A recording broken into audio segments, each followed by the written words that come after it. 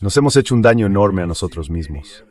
No veo ninguna prueba de que nada de lo que hagamos ahora contra Irán vaya a ser bueno para Estados Unidos, para el pueblo estadounidense y para nuestros intereses estratégicos a largo plazo. Pero no creo que haya ninguna estrategia a largo plazo. No creo que hayamos tenido jamás una estrategia a largo plazo. La única que podemos señalar en los últimos años es obviamente la contención durante las últimas décadas, y eso se ha abandonado. Así que es una operación muy cortoplacista, con intereses muy inmediatos, el interés de aniquilar a Irán, de hacer que se rinda, por así decirlo, ante Donald Trump. Buena suerte.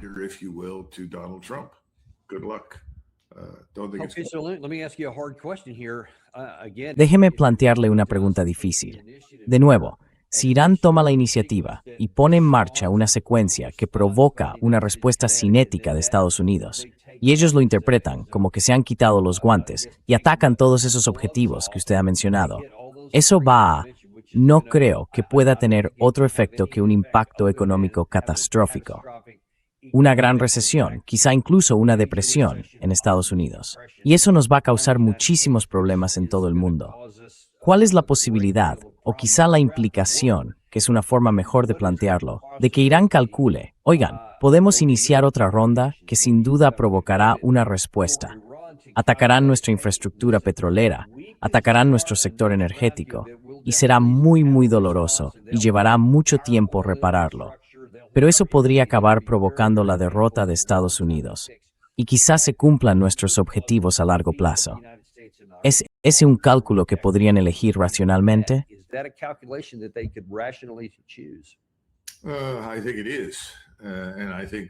Creo que sí.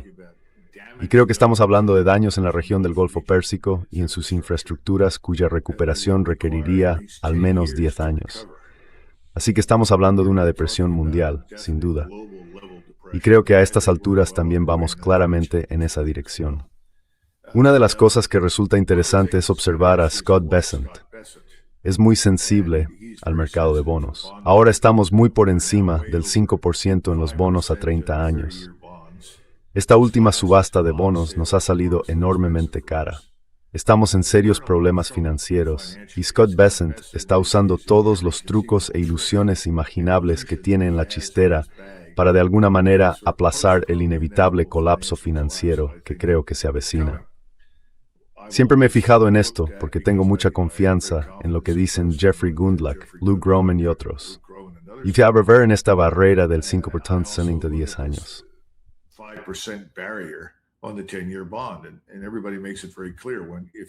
Y todo el mundo lo deja muy claro. Si se rompe eso y se supera una rentabilidad del 5% en el bono a 10 años, entramos en territorio desconocido. Y eso podría ser catastrófico para nosotros.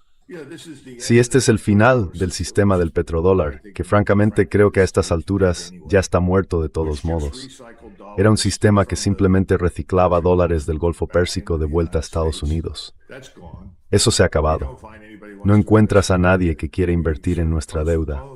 Hemos pospuesto, en cierto modo, el colapso en Japón y al hacerlo hemos perjudicado al euro, porque usamos el euro.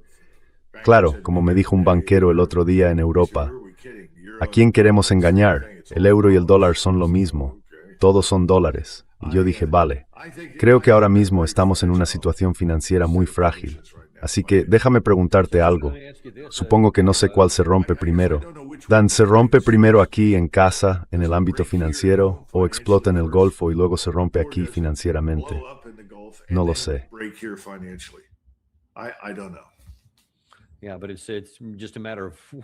Sí, pero quizás sea solo una cuestión de secuencia, no de si ocurrirá o no. En caso de que eso pase, pongámoslo en el contexto del mundo hacia el que nos dirigimos.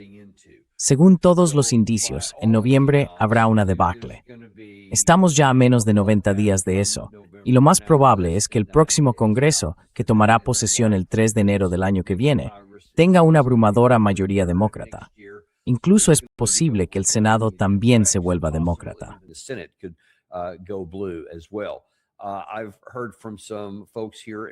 He oído a algunas personas aquí en Washington que aseguran saber que los demócratas ya tienen un plan definido, hacer investigación tras investigación, probablemente abrir audiencias de destitución, lo que sea, para maniatar por completo al presidente Trump y a los republicanos durante los próximos 2 años, de cara a 2028. Al parecer, ese es su plan. Así que cuando tienes esta disfunción política que va a mantener al presidente Trump a la defensiva todo el tiempo, y al mismo tiempo, si esto vuelve a una fase cinética y sufrimos una fuerte presión económica, ¿qué preocupaciones tienes sobre la viabilidad y la estabilidad interna de Estados Unidos?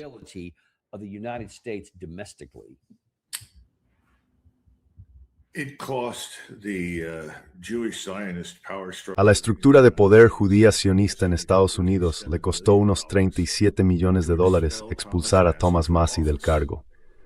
Ahora bien, ¿cuánto les costará mantener el control de suficientes escaños en la Cámara de Representantes y el Senado para impedir la destitución de Donald Trump? No lo sé. Pero si cuesta 37 millones expulsar a un solo miembro y tienen mucho dinero, quiero decir, hay fondos que han ido acumulando por ahí. Y hablo de esta estructura de poder judía sionista, que implica cientos de millones de dólares. Podrían emplearse con el objetivo de impedir que Donald Trump sea destituido, para que puedan conservar el control del gobierno de Estados Unidos. Ahora mismo ya lo tienen, porque sabemos que el 80% de la Cámara de Representantes y del Senado está, en la práctica, pagado por el grupo de presión para hacer lo que éste quiere.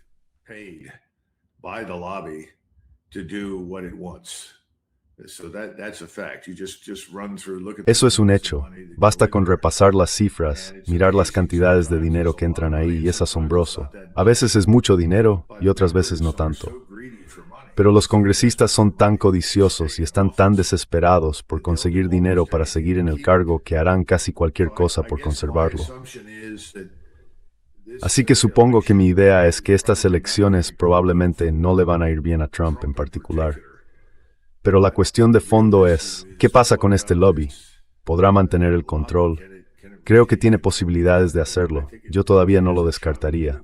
Ahora bien, por supuesto, eso podría cambiar si el sistema financiero se hunde de aquí a noviembre.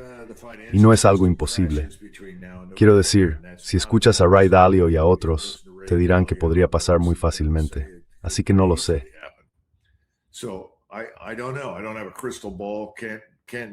No tengo una bola de cristal. No se puede saber con precisión cuándo ocurre este tipo de cosas, pero podría ocurrir. Ahora bien, cuando hablas de tranquilidad interna, recuerda que ahora mismo hay más de 50 millones de personas dentro de Estados Unidos que no nacieron aquí. ¿Cuántas de ellas están en situación ilegal? ¿Cuántas están legalmente? No sé cuál es el reparto exacto, pero normalmente las cifras que recibes del gobierno federal, según la administración, son mentiras. No son verdad. Así que creo que tenemos decenas de millones de ilegales en el país. ¿Qué hará la mayoría de ellos? Creo que depende. También depende de personas que tienen la ciudadanía estadounidense. Pero francamente solo son estadounidenses de nombre. Quiero decir, se quedan ahí y dicen soy estadounidense.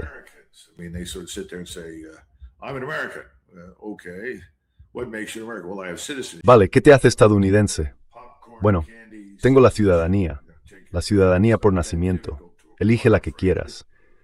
No es tan difícil conseguirla, francamente, no para alguien que tenga dinero o influencia de algún tipo. Es más difícil para quien no tiene nada de eso. Y mucha gente ha trabajado muy duro para obtener esa ciudadanía, que es una de las razones por las que están enfadados con la inmigración ilegal. Pero a lo que voy es que no sabemos cómo reaccionarán muchos grupos. Algunos pueden volver de donde vinieron, al menos hasta que aquí se calmen las cosas. Otros grupos no tienen nada a lo que volver. Y luego está la cuestión del Estado de Derecho. ¿Dónde estamos ahora mismo en eso? ¿Cuántos policías han dejado el cuerpo porque tienen miedo de hacer su trabajo?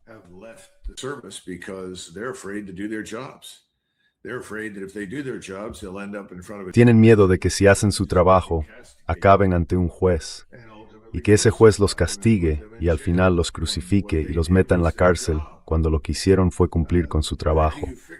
¿Cómo se arreglan estas cosas?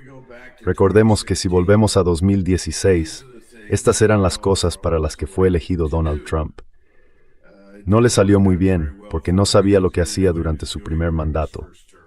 Luego estaba la esperanza de que si conseguía un segundo mandato, o en este caso, el mandato posterior a Biden, quizá hubiera aprendido algo y acertara en algo. Esta vez hemos descubierto que ni siquiera tiene el control. No gobierna él, gobierna el lobby. Entonces, ¿qué podría pasar?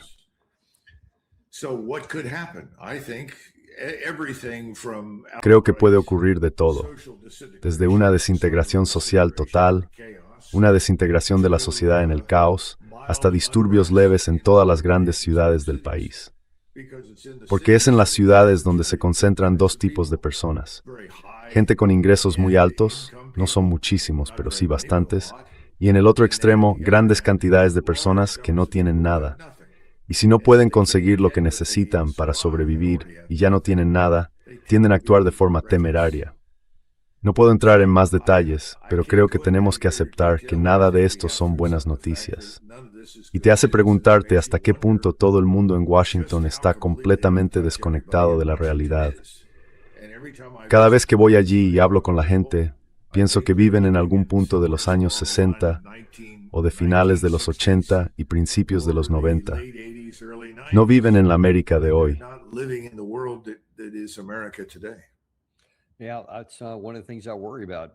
Sí, eso es una de las cosas que me preocupan, precisamente eso, porque es algo desconocido, pero es casi seguro que va a ser malo si seguimos este camino hacia el que parece que nos dirigimos.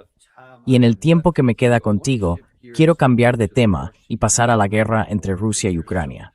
Allí siguen produciéndose acontecimientos y no son buenos para Ucrania. Pero creo que la última vez que estuviste aquí, hablamos de que Ucrania ya se ha quedado, en la práctica, sin misiles interceptores, aunque no fueran tan eficaces, ni siquiera cuando todos estaban operativos.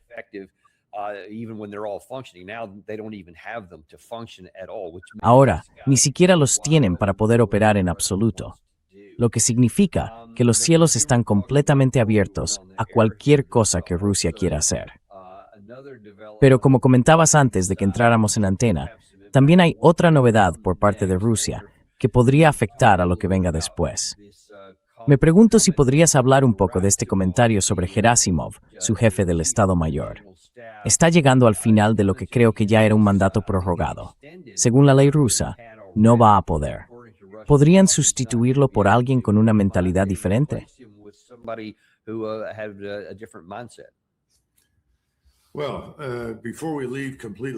Bueno, antes de salir por completo de la zona de guerra, tenemos que entender que hace muy poco los ucranianos lanzaron con éxito unos 800 sistemas no tripulados, drones, que les habían suministrado los británicos. Los británicos les incorporaron nuevos motores que les daban mayor alcance y también algo más de velocidad, lo que hacía más difícil derribarlos. Así que estamos hablando en esencia de misiles de crucero que vuelan a unos 6 metros por encima de las copas de los árboles, vuelan muy rápido, llegaron en gran número, alcanzaron objetivos en Moscú y también en Volgogrado. He olvidado la tercera ciudad, pero la cuestión es que causaron muchos daños. Ahora bien, ¿estos daños van a frenar a Rusia en seco?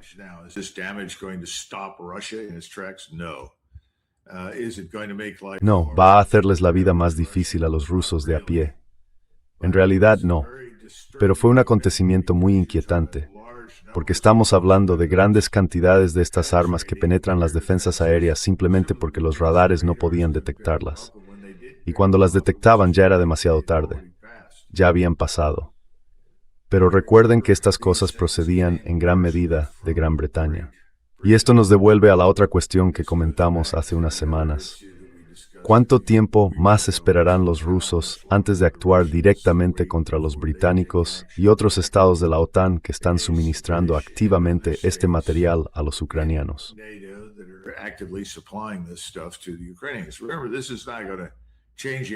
Recuerden, esto no va a cambiar el resultado de la guerra. Ucrania está perdiendo y va a seguir perdiendo, quedará devastada. De hecho, cada vez más de los que observamos esto, y las pocas personas que quedan en Ucrania, menos de la mitad de las que había al principio, nos preguntamos si siquiera seguirá habiendo una Ucrania en el mapa. Ese es otro asunto, pero creo que tenemos que tenerlo en cuenta. Sobre el terreno, vemos avances espectaculares hacia Zaporilla. Vemos el puente de Zaporilla, que según me dicen sigue siendo estructuralmente sólido, pero ha sido destruido, al menos en parte.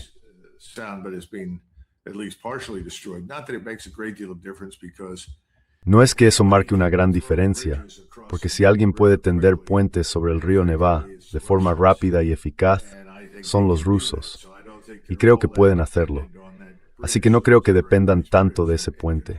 Es un puente muy bueno y puede soportar mucho peso, pero creo que lo que estamos viendo es que el avance hacia Odessa es muy real y ya ha comenzado. Odessa ha quedado aislada, está bloqueada por mar. Ya no es la arteria de apoyo y abastecimiento para los ucranianos. Y los rusos, de hecho, han enviado fuerzas Spetsnaz y han regresado con muchos prisioneros, algunos de los cuales me dicen son oficiales de la OTAN. No admitimos nada de eso ni vamos a confirmarlo, pero creo que está ocurriendo.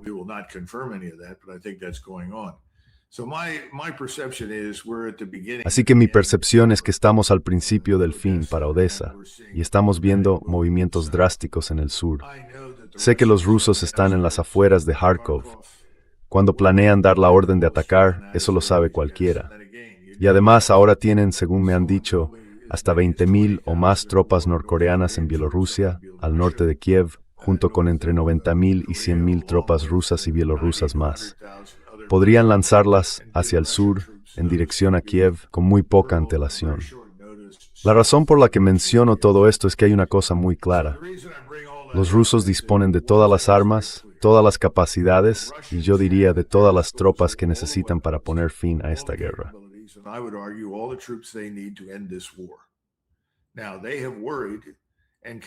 Ahora bien, les ha preocupado y les sigue preocupando una guerra con Europa. Quiero decir, si vas allí, todos con los que hablo que vuelven de Rusia dicen lo mismo. Allí todo el mundo piensa que tiene que estar preparado para una guerra con Europa y con la OTAN. No nos ven como parte de eso. Sigue existiendo la percepción de que los estadounidenses no vamos a formar parte de eso, que solo están lidiando con una amenaza europea. Bueno, Dan, si eso es cierto, no hay ninguna amenaza. Y eso es lo que todo el mundo sigue intentando decirles. Quizá el presidente Putin por fin se esté dando cuenta de que la amenaza que le preocupaba no existe realmente en términos militares. Y luego, por supuesto, está el gobierno de Merz, que está con soporte vital. Se aferra al poder con las uñas.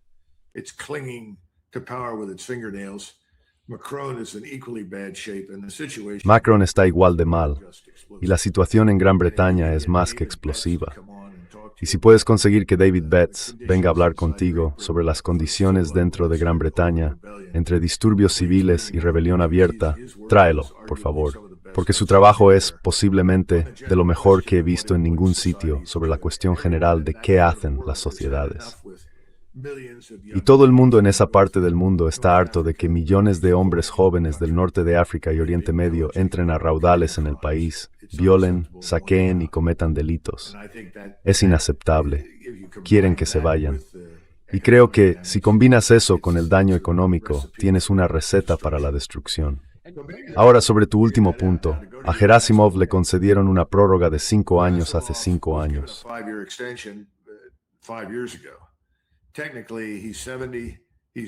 Técnicamente, tiene 70 años. Tiene que irse. Ahora bien, ¿puede el presidente Putin decir, me da igual, y pedir al Parlamento que apruebe alguna legislación que le permita quedarse más tiempo? Supongo que podría hacerlo. Sin embargo, hay mucho descontento con Gerasimov. A Gerasimov se le ve como una especie de obstáculo en el camino, alguien que ha impedido cambios muy necesarios en la conducción de las operaciones, alguien que ha actuado no solo con cautela, sino con una timidez absoluta. Hay mucho apoyo para que otra persona tome el relevo. Ahora mismo no hay rumores, pero recuerden que mencionamos a Surovikin, que apareció de la nada desde África, después de varios años. Tuvo una gran reunión con el presidente Putin, fue condecorado y todo fue una exhibición de armonía y afecto. Y después, Surovikin desapareció. No se le encuentra por ninguna parte.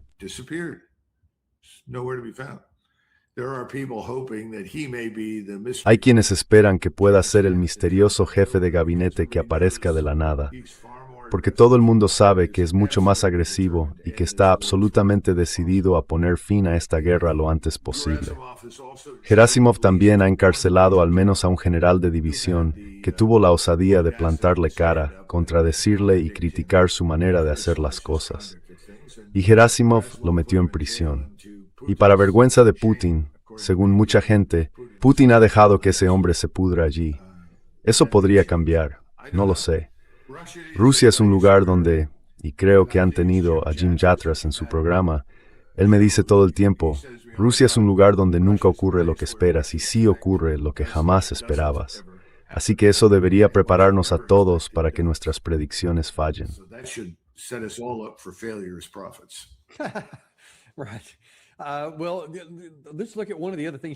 Bueno, veamos otra de las cosas que acabas de decir, porque está muy relacionada con lo que podría venir después. Y esto es solo una suposición, que también he oído de varias fuentes rusas. Creen que si se activa el artículo 5, porque Rusia ataca algún lugar de Alemania, del Reino Unido, etc., Estados Unidos no intervendrá. Que hablarán, que quizá protestarán, que ayudarán de alguna manera, con armas o munición, pero que no iremos a luchar contra Rusia por Europa, porque ahí se cruza esa línea.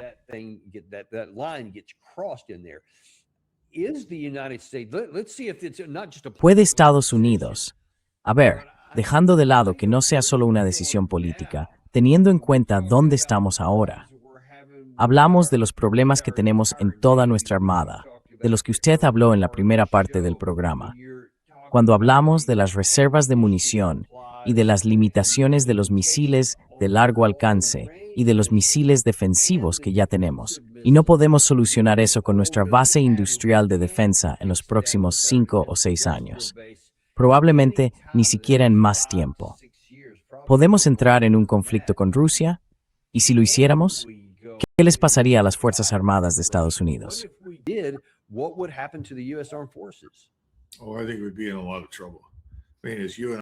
Creo que estaríamos en serios problemas. Quiero decir, como usted y yo sabemos, a todos los efectos no tenemos ejército. El ejército es una sombra de lo que fue. No tiene ninguna profundidad. En cuanto a su nivel de adiestramiento y capacidad, no me atrevería a hacer una estimación. Recibo informes muy contradictorios de la gente que está dentro, así que sencillamente no lo sé. Pero cuando hablamos de 400, pongamos 450,000 hombres, al final salen unos 125,000 o 130,000 que realmente pueden combatir y desplegarse para combatir. You get about 125 to 130,000 who can actually fight and deploy to fight. Luego, cuando empiezas a analizar las estructuras de apoyo que se necesitan, gran parte de eso tiene que movilizarse y transportarse al teatro de operaciones. En este caso sería Europa del Este, y está en la Reserva o en la Guardia Nacional. No creo que eso vaya a ocurrir. Por cierto, el presidente Trump acaba de expresar su enfado con Corea del Sur, y, debido a la falta de disposición de Corea del Sur a secundar lo que él quiere hacer en el Golfo Pérsico y en algunos otros asuntos, decidió cancelar un ejercicio conjunto en el que participaban las Fuerzas Armadas de Estados Unidos y los coreanos. Ahora bien, parte de eso es sobre el terreno. La mayor parte es aérea y naval, y ya se había reducido en cualquier caso. Francamente, a los surcoreanos, en particular a este gobierno, les gustaría que nos fuéramos de la península tal y como están las cosas. Ya no somos muy populares allí. Hemos prolongado enormemente nuestra estancia más allá de lo que se nos había permitido.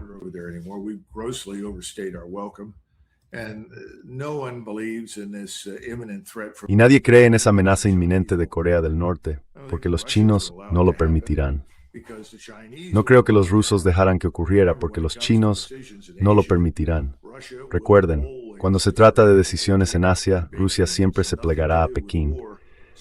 Y Pekín no quiere tener nada que ver con una guerra iniciada por Corea del Norte.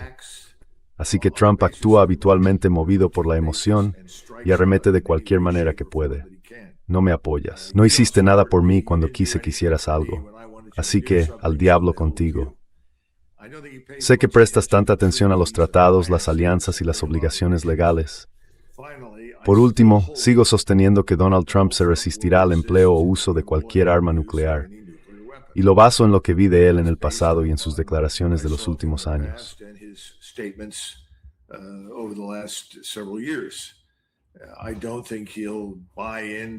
No creo que vaya a aceptar lo del arma nuclear táctica. Ahora bien, podría equivocarme. De nuevo, recuerden que el señor Netanyahu tiene mucho más peso que cualquier otra persona, y Netanyahu podría convencerle de que lo hiciera. La otra cosa que resulta bastante interesante es que Netanyahu y Zelensky están ahora más unidos que nunca.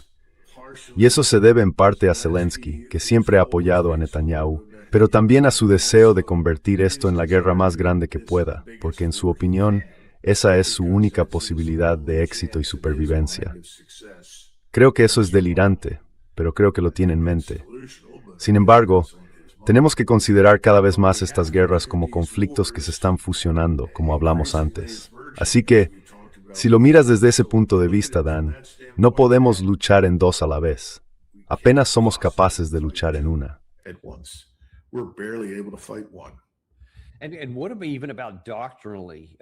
¿Y qué hay de la doctrina?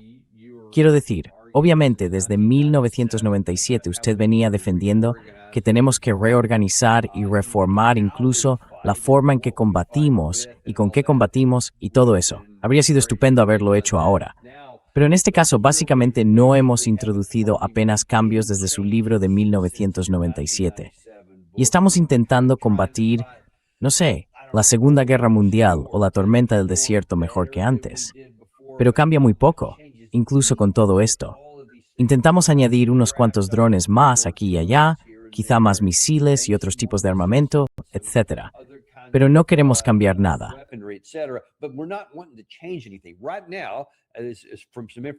Ahora mismo, según una información que recibí hace muy poco, solo un puñado de carros de combate estadounidenses, por ejemplo, y este es solo un ejemplo, cuentan con alguna de estas jaulas tipo tortuga o con otros sistemas de protección.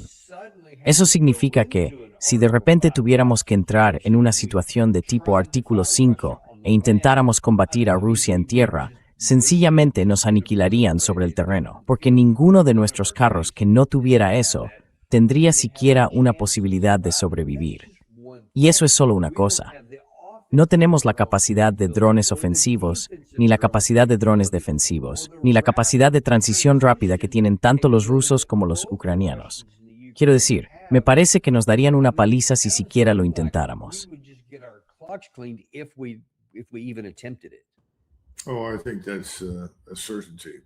Creo que eso es seguro. Históricamente hemos dependido muchísimo de la supremacía aérea. Esa es otra cuestión que hay que poner en duda, porque ¿cuánto es? Entre el 25 y el 30% de todos los drones Reaper que vuelan a 25 o 30 mil pies, si es necesario, han sido derribados y se han perdido sobre el Golfo. También hemos perdido aeronaves. No hemos perdido aeronaves en muchos conflictos desde, en realidad, la guerra de Corea. Así que creo que sería catastróficamente estúpido hacer eso. Pero recuerden otra cosa. Cuando reorganicé las fuerzas, también lo vinculé a una estrategia implícita basada en el enfoque británico anterior a 1914. Y el enfoque que habían adoptado los británicos antes de 1914 era que no se enfrenta a las potencias continentales en sus propios términos, porque perderás, porque tu fuerza principal está en el ámbito aeroespacial. En aquella época, solo en el poder marítimo.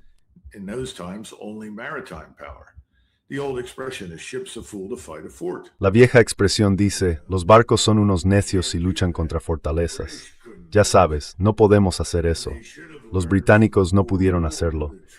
Y deberían haber aprendido de la guerra de los bóeres que intentar desplazar a cientos de miles de soldados a lo largo de miles de kilómetros para luchar contra un enemigo escurridizo era una enorme pérdida de tiempo. Pero lo hicieron. Y cuando terminó, les costó cantidades enormes de dinero y los endeudó. Hicieron una alianza con los japoneses. Y parte del acuerdo que alcanzaron con Japón, que asumiría la responsabilidad de los intereses británicos en el Pacífico, porque los británicos ya no podían mantener una flota en el Pacífico, era que proporcionarían, es decir, los japoneses proporcionarían, en caso de guerra con Rusia en la India, 100.000 soldados para luchar codo con 150.000 soldados británicos e impedir que los rusos atacaran la India. To keep the Russians from attacking India. Now, what am I trying to say? In other words, Ahora bien, ¿qué quiero decir con esto? Dicho de otro modo, hasta 1914 había cierto pensamiento estratégico detrás del comportamiento británico. En 1914 hicieron lo que hemos hecho nosotros. Entraron en una guerra que no tenían por qué librar contra un país que nunca había sido su enemigo, Alemania. Ningún soldado alemán había combatido contra un soldado británico desde antes de la Guerra de los 7 años. Bueno, un poco antes de eso. No había ninguna razón, pero lo hicieron. No había ninguna razón para que nosotros precipitáramos esta guerra con Irán, pero lo hicimos. No había ninguna razón para entrar en Vietnam. ¿Cuántos vietnamitas habían remado hasta allí en sampanes para atacar San Francisco? No muchos. ¿Por qué volvimos a entrar en Irak? why did we go back into Iraq? Well, we botched our opportunity in Bueno, 1991. echamos a perder nuestra oportunidad en 1991 de quitar a Saddam y poner allí a otro grupo. Pero la segunda vez entramos porque queríamos cambiar Irak y hacerlo favorable a Israel, el primer gobierno elegido democráticamente en el mundo árabe que fuera amigo de Estados Unidos, de Israel y demás. Todo eso son tonterías. Seguimos metidos en tonterías, intentando lograr o alcanzar lo inalcanzable. Dios no lo quiera, que intentemos entrar en Cuba. Fuimos allí 3 veces a principios del siglo XX y salió muy mal. De hecho, redactamos su constitución, supervisamos elecciones 3 veces, 3 invasiones. Tenemos que salir de este negocio de una vez por todas. Y francamente, Trump no piensa tanto en términos de eso que llamamos el orden internacional liberal, que es un desastre porque consiste en construir naciones y estupideces de ese tipo. It's all about nation building and stupidity like that. He thinks in terms of American military hegemony, which Él piensa en términos de hegemonía militar estadounidense, que de eso va realmente todo esto, y desde hace mucho tiempo. Pero nuestra hegemonía es demasiado cara. No la necesitamos. La gente no la quiere. El mundo no la quiere. Es innecesaria. Pero el argumento es siempre el mismo. Si no hacemos esto, el mundo entero se derrumbará. Los rusos arrasarán. Estarán sentados a orillas del Támesis, pescando peces muertos en el Támesis. Ya saben, los chinos estarán por algún lugar cerca de Singapur. Bueno, ya están allí. Es chino, lo sabemos. Pero ya saben, el ejército chino va a volver a marchar hacia el sudeste asiático. Van a atacar por la península. Todo eso son tonterías. Tiene que acabarse. Tenemos que salir de este negocio de una vez por todas. Puede que esta sea la gota que por fin colme el vaso. Sí, Esto de Irán, y creo que tienes razón, y no veo cómo puede evitar otro enfrentamiento. y tío, además llevas muchísimos años advirtiendo de que cuando llegáramos a esto, quiero decir, especialmente durante los últimos 20 años que tú y yo nos conocemos, no paras de decir que algún día nos vamos a meter en una de estas guerras, nos va a llevar a la bancarrota y luego provocará la pérdida del imperio. Y me temo que estamos justo al borde de eso. Y espero que no tengamos que comprobar si tenías razón en eso. Bueno, no necesitamos el imperio, nunca lo hemos necesitado. Ya somos un imperio aquí mismo, en Norteamérica, y ahí es donde tenemos que centrarnos.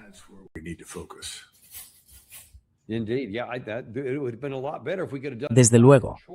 Sí, habría sido mucho mejor si hubiéramos podido hacerlo por decisión propia, en vez de avanzar a trompicones, perder mucha sangre y recursos, y que luego nos lo impusieran.